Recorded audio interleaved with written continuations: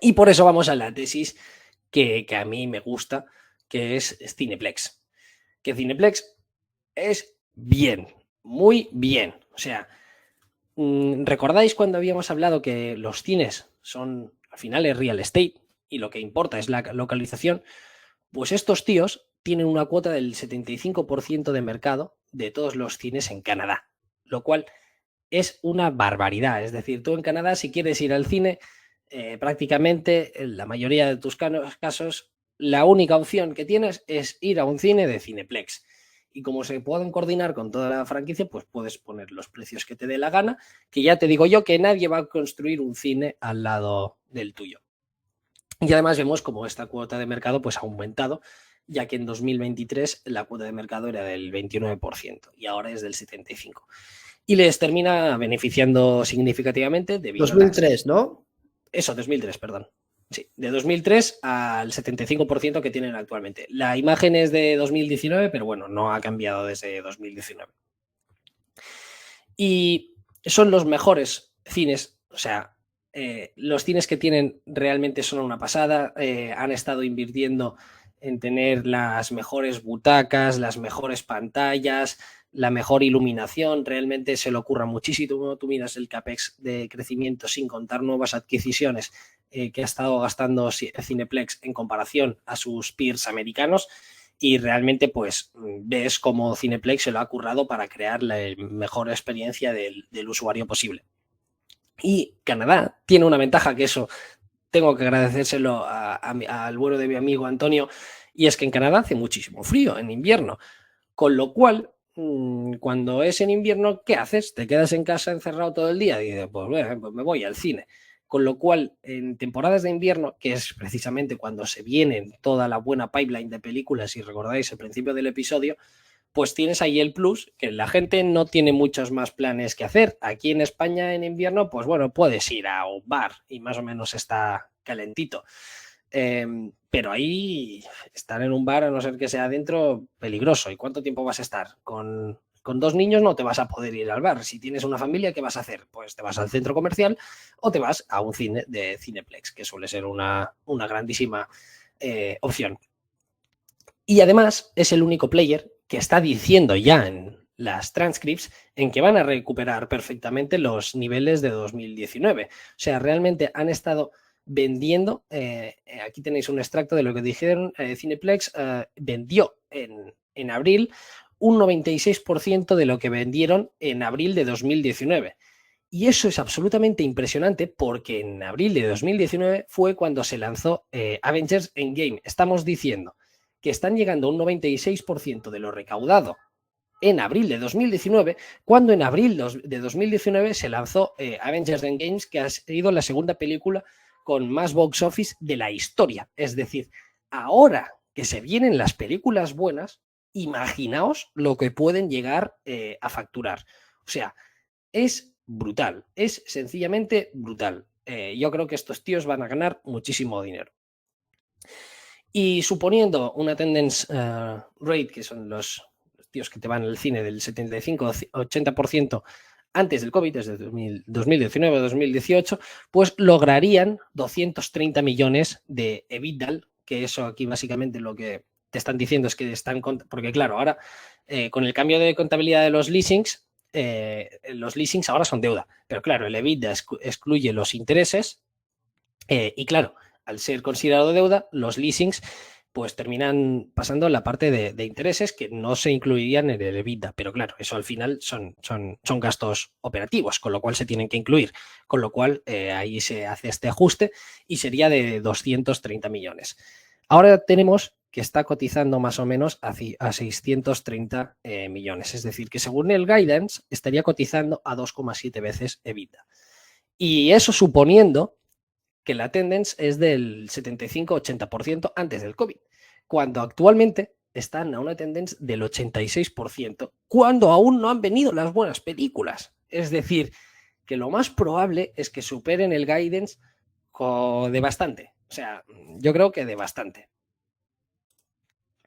Aparte de los cines, además tienen otros dos negocios, porque estos tíos sí que decían, bueno, no podemos depender tanto de los cines porque están en declive y bla, bla, bla, bla, bla.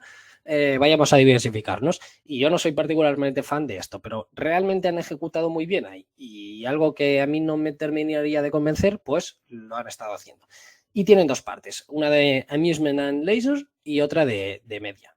Que básicamente la de publicidad es la publicidad dentro del mismo teatro, que eso además es muy interesante porque los teatros, los teatros es que se llaman así en los movie theaters, los cines, son negocios muy locales, es decir, el típico negocio local, como por ejemplo tú tienes un restaurante, a ti no te importa publicidad en YouTube, ¿para qué? ¿Para qué voy a publicitar un restaurante de Gerona si tú estás viviendo en Madrid?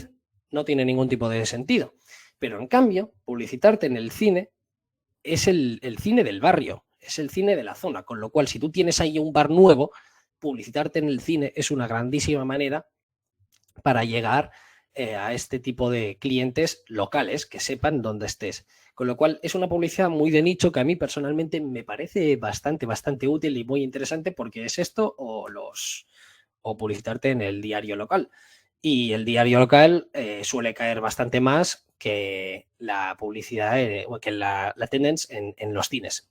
Que además un anuncio de cine sueles estar bastante más atento que leyendo un diario. Que Sí, puedes siempre te pasar sabes de simplemente de tragar, página. o sea, Claro, claro. Pero ¿tú qué es lo que ves? O sea, personalmente, los anuncios que ves pues son de otros trailers de películas, que eso también es muy de nicho y me parece genial, o coches, o después que te anuncian la típica tienda de comestibles, etcétera, etcétera. Todo este tipo de negocios, la típica tienda de comestibles, el que vende retuladores y esas cosillas, pues le es muy útil publicitarse en el cine.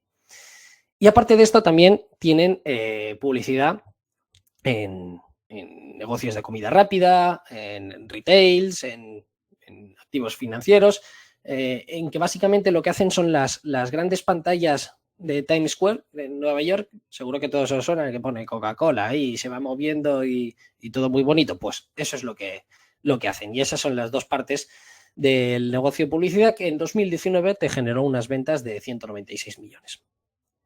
Y después tienen la parte de negocios arcade. Tienen una empresa que se llama P1 AG, en que básicamente son juegos arcade como billares, no sé cómo se llaman, pero seguro que todos sabéis dardos, cosas así.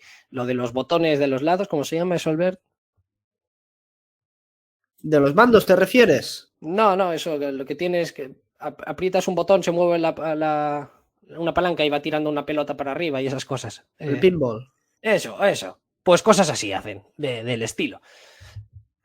Y después han estado creando recientemente lo que se conoce como el Location Based Entertainment, en que básicamente son salas de recreo para juegos de arcade. Y eso tiene mucho sentido en ese tipo de negocios, porque, por ejemplo, en Sal, cerca de Gerona, pues ahí tienes lo que se conoce como el Spice Lunes, en que tienes pues el cine y después tienes la bolera y la sala de jugar a juegos arcade. Y es para un plan de toda la tarde, es decir, tú empiezas a ver una película y luego te vas pues a jugar ahí a los juegos arcade.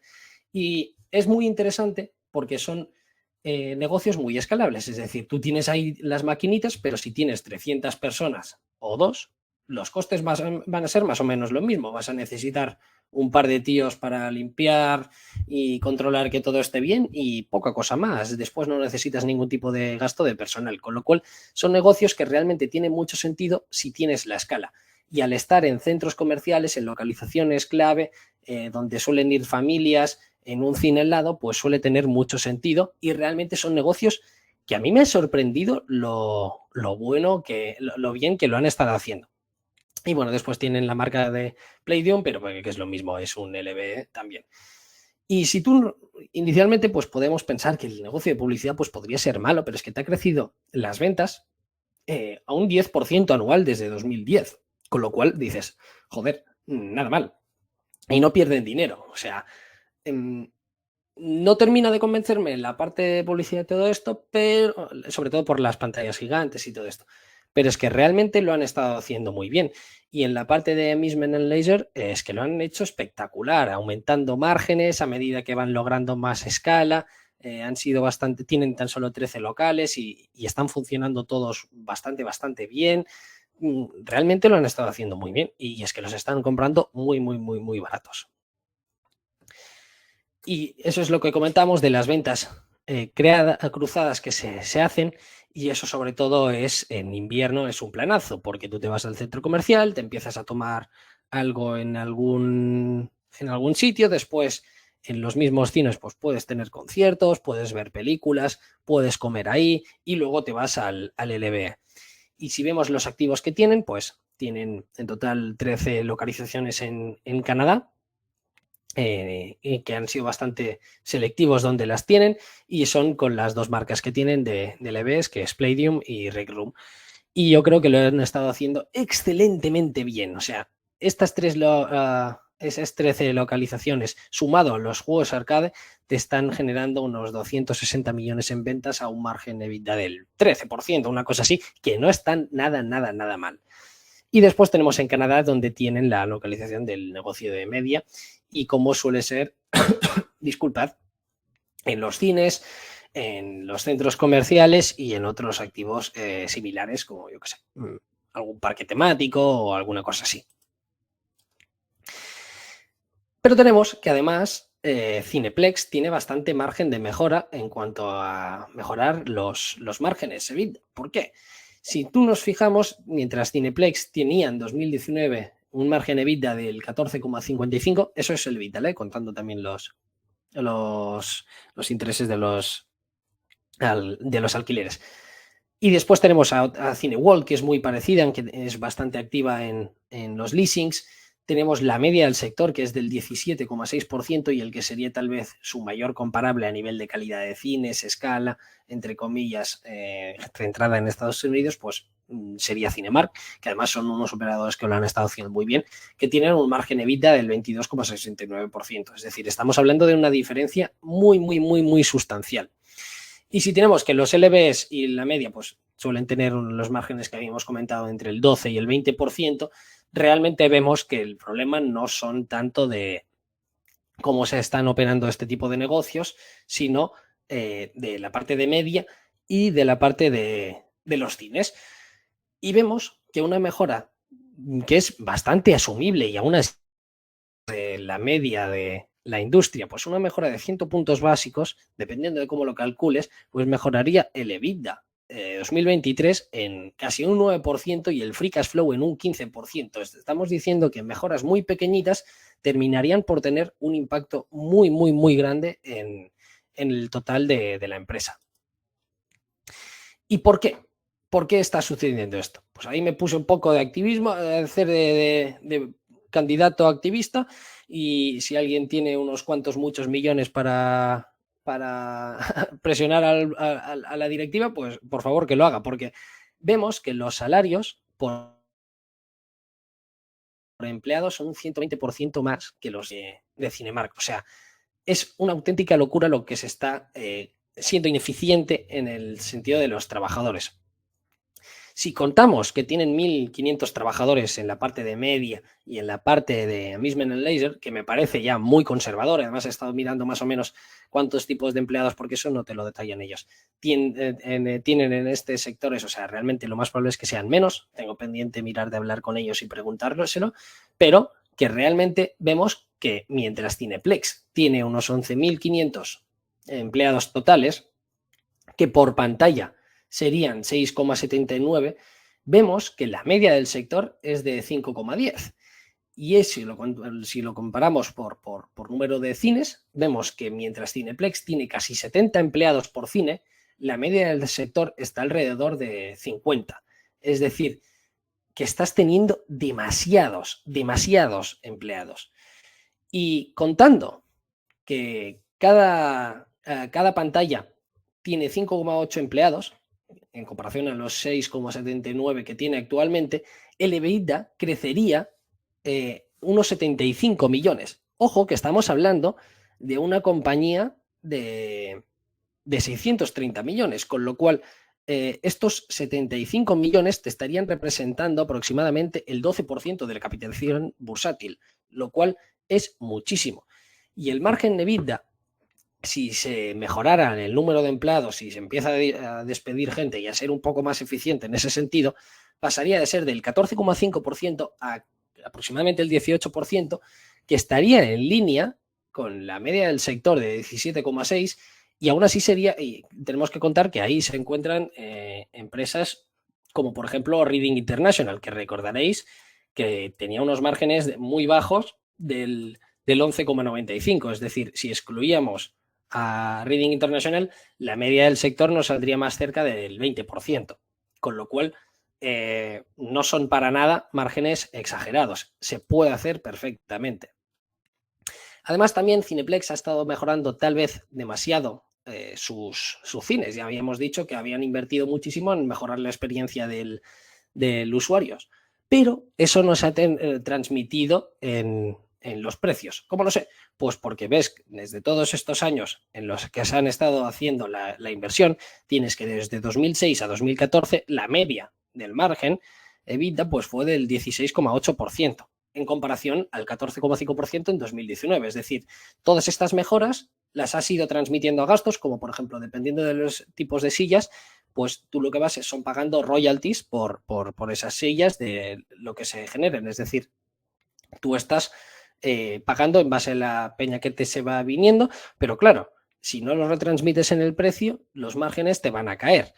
Y además encontramos que los precios en comparación a la competencia son bastante más bajos, porque mientras Cineplex para un adulto medio están vendiendo entre 11 y 13 dólares americanos, eso en dólares canadienses, claro, como verán ahí, pues son cifras superiores, pero si haces la conversión, pues son entre 11 y 13, mientras que, por ejemplo, AMC te está cobrando entre 14 y 18 por ticket. Hostia, es carillo, ¿eh?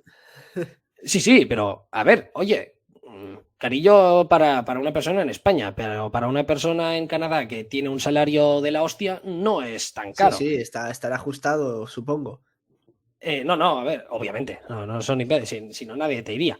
Y de hecho es que es relativamente barato ir al cine en comparación a otros tipos de, de planes que se pueden hacer con las familias. Y aquí tenemos una imagen en que esto es con cifras de 2019. Para una familia de 4 personas te cuesta unos 36 dólares ir a ver una película. Mientras para 4 personas, es decir, padre, madre y 2 hijos, pues ir a ver un partido de la NBA te cuesta 233 dólares por hora. Si es un partido de la NFL son más de 400. Un concierto, unos 500.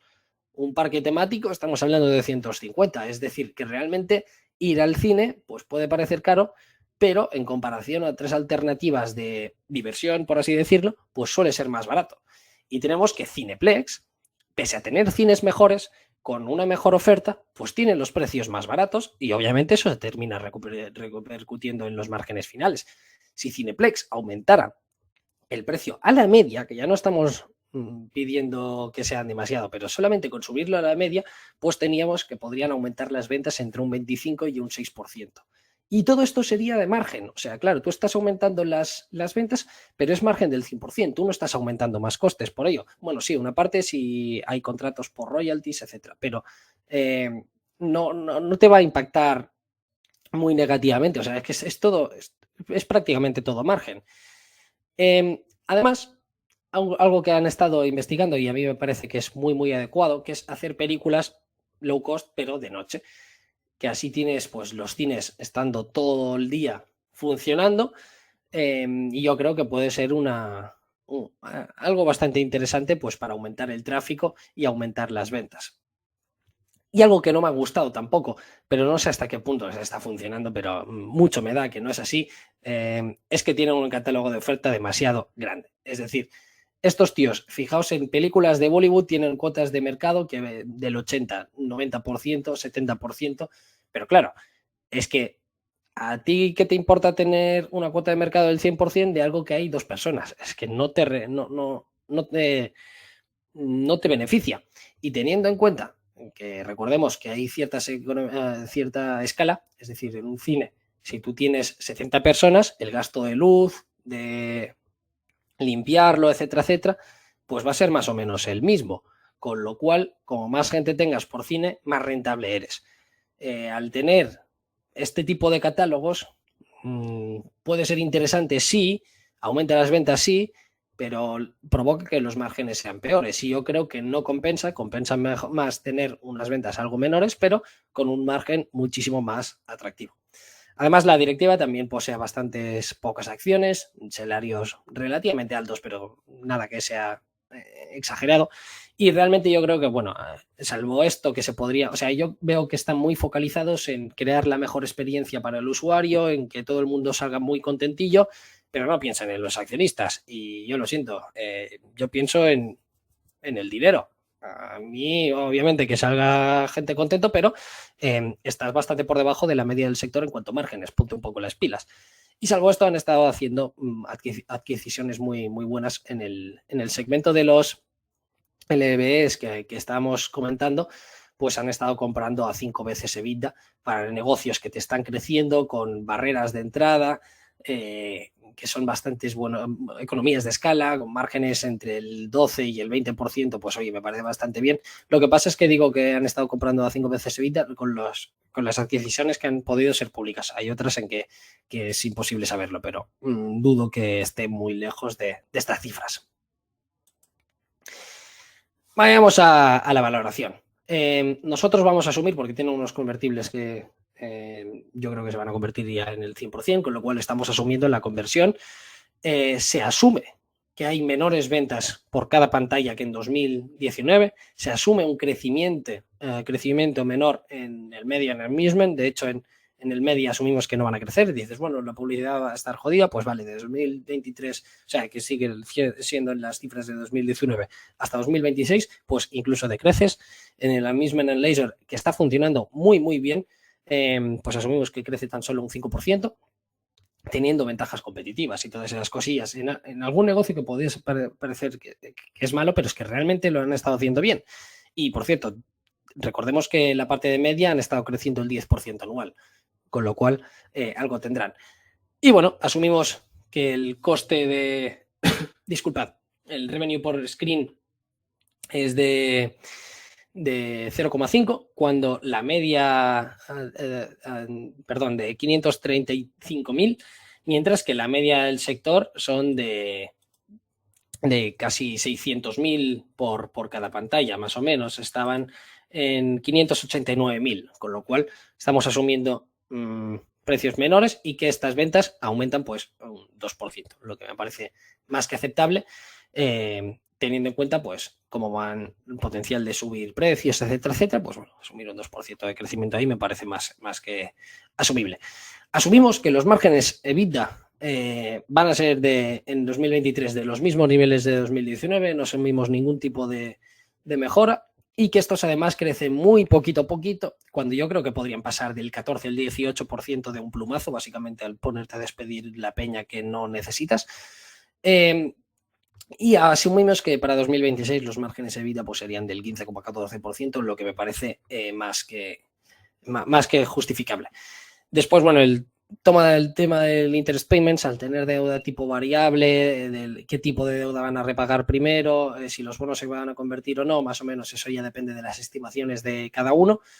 En mi caso son estas. Yo estoy asumiendo en que se va a repagar deuda. Creo recordar, no me acuerdo de qué porcentaje del free cash flow le estaba poniendo, pero asumo que se van a convertir y se va a repagar deuda. Y que, por cierto, que ese es su objetivo. Al final ya han comentado que van a bajar el leverage ratio, pero también ellos están asumiendo la conversión de los convertibles.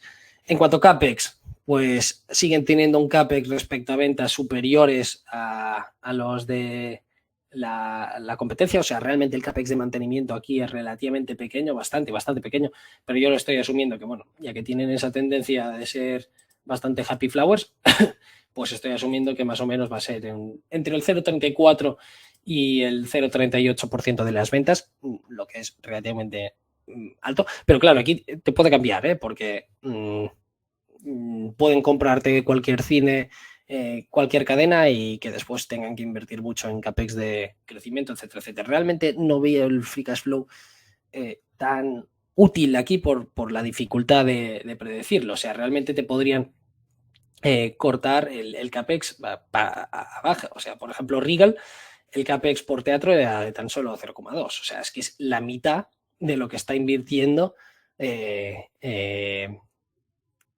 Cineplex, con lo cual es bastante fácil de asumir esto. Además, históricamente siempre han estado invirtiendo más, han comentado en que van a reducir un poco la inversión en todo este tipo de mejoras, con lo cual se podría asumir que el CAPEX se va a reducir pues, en ese 8,84%, lo que conlleva un crecimiento del free cash flow de casi el 20% en todo este tipo de periodos. ¿Cómo vamos a asumir todo esto? Vale, ¿cómo lo valoramos? En mi opinión, lo mejor que se puede valorar, es decir, no sabemos cómo va a ser la conversión, qué tipo de deudas se van a repagar, cómo va a ser el CAPEX, etcétera, etcétera. Eso es muy difícil de estimar, con lo cual yo creo que lo mejor es usar el price EBITDA. Me parece lo más lógico y lo más razonable pues para poder valorar este tipo de negocios. Pero bueno, si lo valoramos en base a los múltiplos históricos, tenemos en que en 2016 pues cotizaba a 12,5 price EBITDA, en 2017 a casi 14, en 2018 a 8,5, en 2019 a 7,7. Pero es que actualmente está cotizando a 5 veces EBITDA de este año, del año que viene, de 4,9, 2025 4,9, de 2026 de 4,8. O sea, realmente está a la mitad prácticamente de los múltiplos históricos. Y además tenemos que Cineplex fue acordada de comprar por Cineworld. Lo vamos a ver justo a continuación.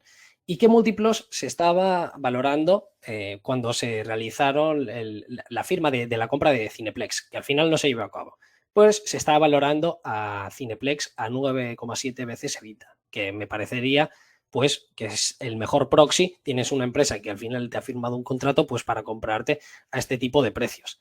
Y estamos viendo que actualmente, para 2023, sin contar en que se van a superar las expectativas, o sea, está cotizando más barata de lo que estuvo cotizando en 2008.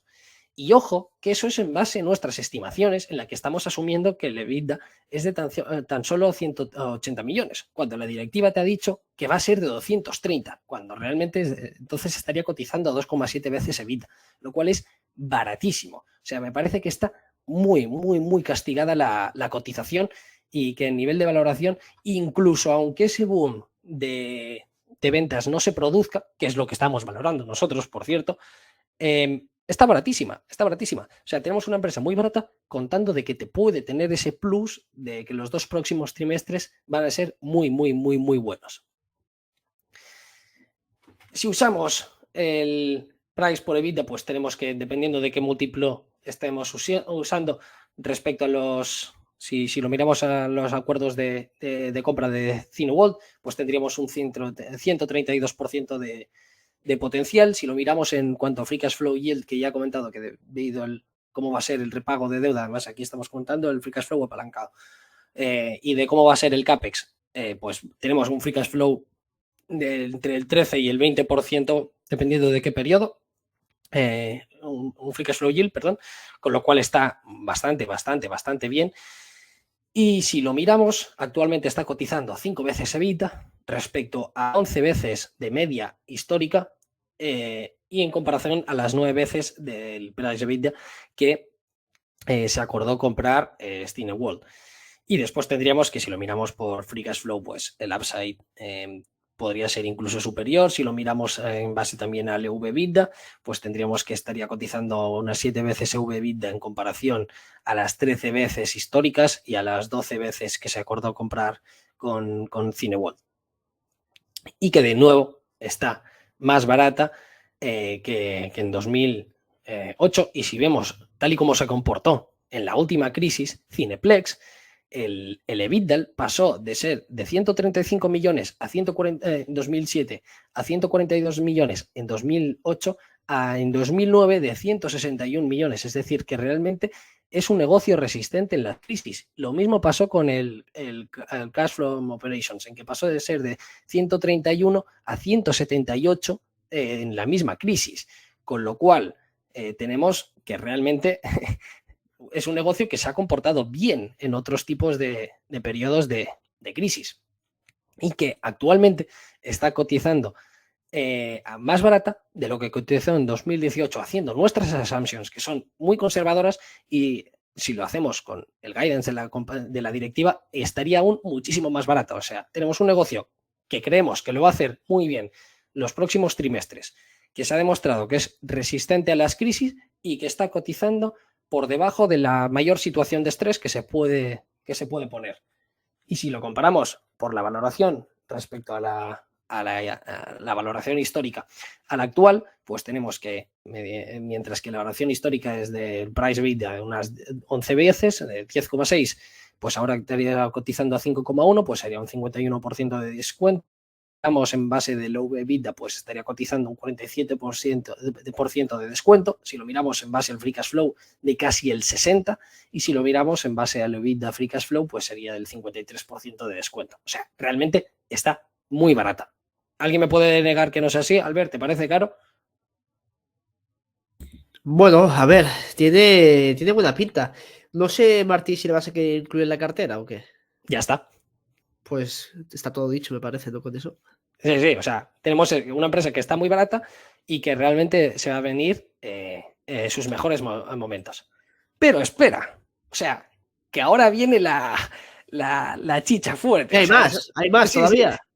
eso han sido los preliminares. O sea, ahora se viene lo gordo, gordo, entre comillas. O sea, y aquí me río, ¿no? Pero, o sea, tenemos una empresa que está baratísima, pero es que tiene una historia que es bastante interesante por lo que vamos a ver a continuación. Y es que, tal y como ya hemos dicho, en diciembre de 2019, Cineworld acordó comprar Cineplex a, ojo, 34 por acción. Actualmente está cotizando, creo recordar, a 10. Sí, a 10 más o menos. Y en junio de 2020, debido a la pandemia, Cineworld dijo, bueno, cancelo el acuerdo. ¿Qué es lo que pasa? Cineplex les demanda por daños, porque claro, eso les afectó mucho por como ellos al menos alegaban, en que dices, bueno, nos van a comprar, con lo cual no tenemos que repagar deuda, ni tenemos que refinanciar ni nada, o aunque sea deuda a corto plazo, con todo esto tenemos más que de sobras, y otros tipos de movidas que habrían ganado por sinergias, etcétera, etcétera.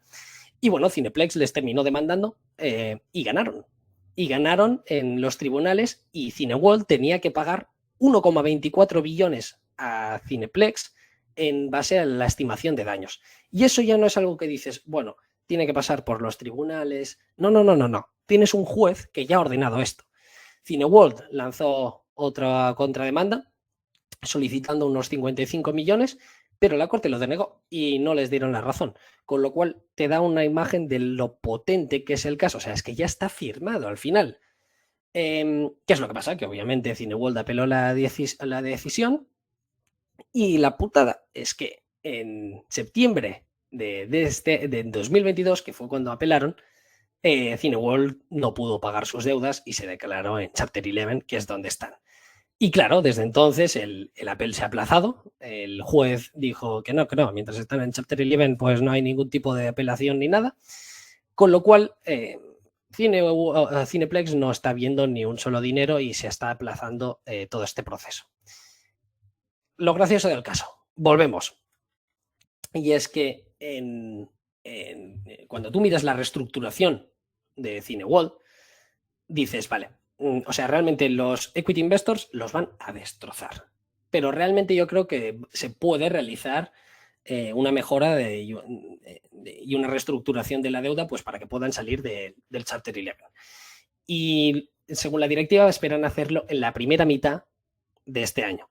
Si cumplen, la apelación va a volver a su curso y dependiendo de lo que tengamos, pues ahí tendremos una sentencia ya definitiva.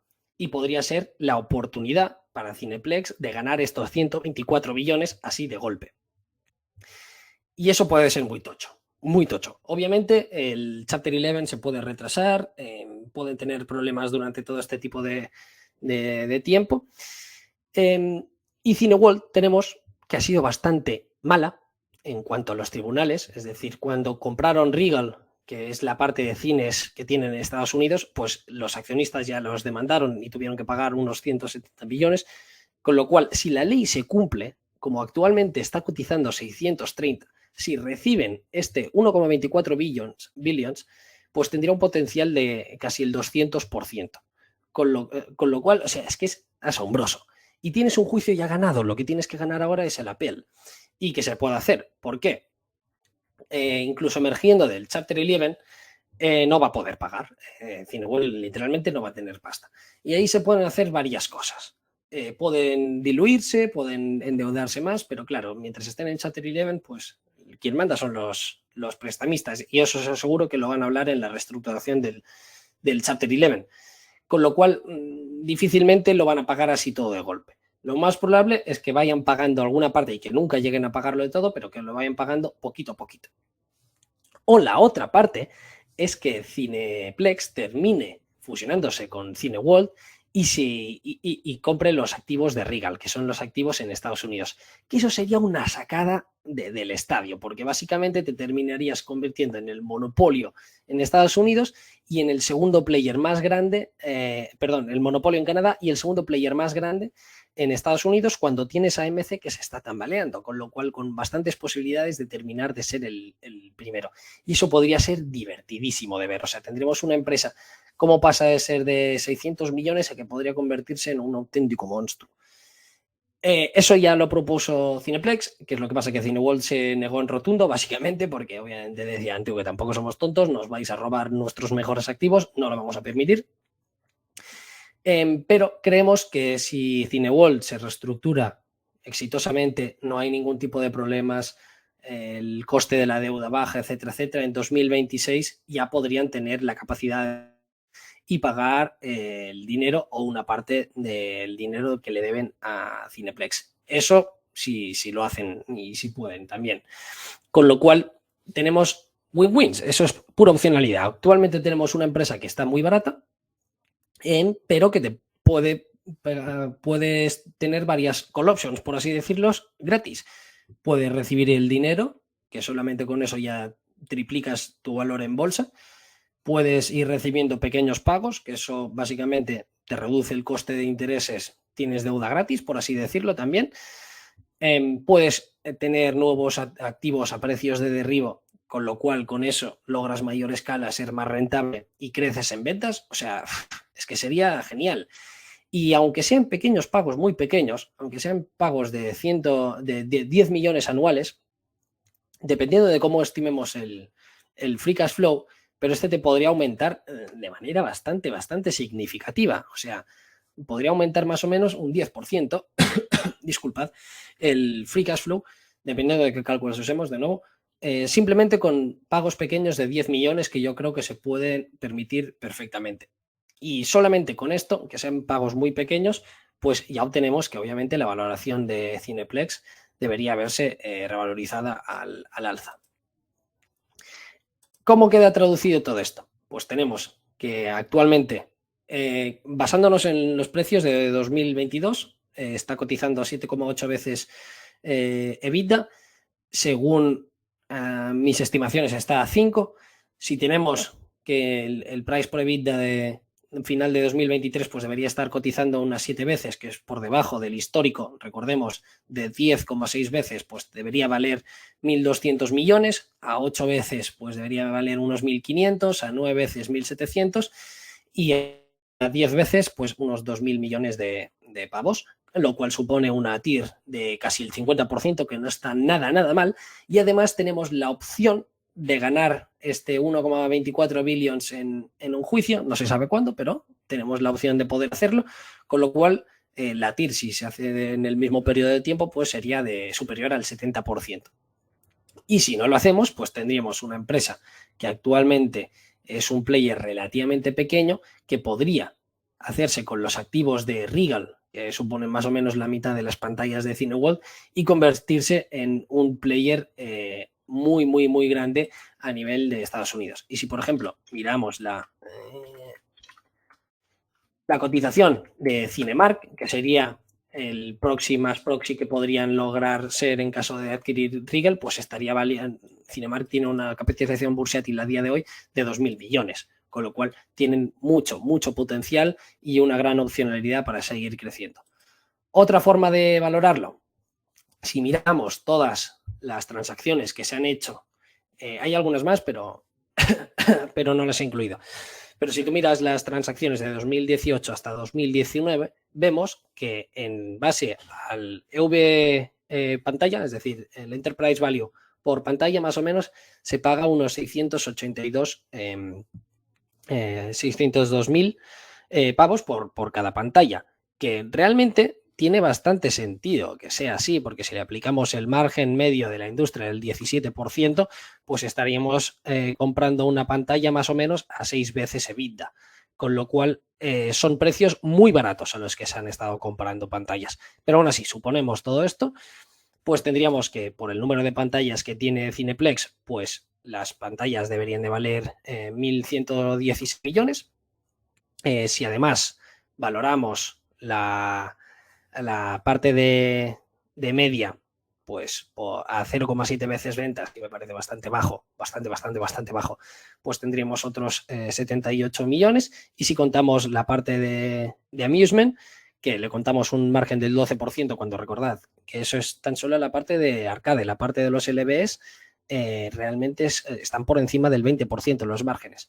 Pues y le aplicamos un múltiplo de 5 veces al EBITDA, pues tendríamos que valdría unos 150 millones, y haciendo una suma de las partes, contando que las pantallas te caen un 40% de valor, o sea, que sería un caso muy deprimido, pues tenemos que aún así nos valdría casi 900 millones en bolsa en comparación a lo que está cotizando de los 630. Es decir, incluso siendo muy conservadores, tendríamos que Cineplex estaría muy barata. Simplemente en EV, Enterprise Value, número de pantallas, pues ya debería valer 1.116, sin contar los negocios de publicidad y los negocios de laser. Y siendo conservadores, aplicando un 40% de descuento a lo que se valen las pantallas, pues el negocio de las pantallas, solamente esto ya cubriría toda la capitalización bursátil valiendo 670 millones. Y si le aplicamos valoraciones muy conservadoras a las otras dos partes, pues tendríamos unos 900 millones. Con lo cual, incluso en una situación de estrés, estaría muy barata. Y además tenemos ese plus de la call option de ganar el juicio. Bueno, más que ganar, reclamar, porque es que ya lo tenemos ganado con Cineworld.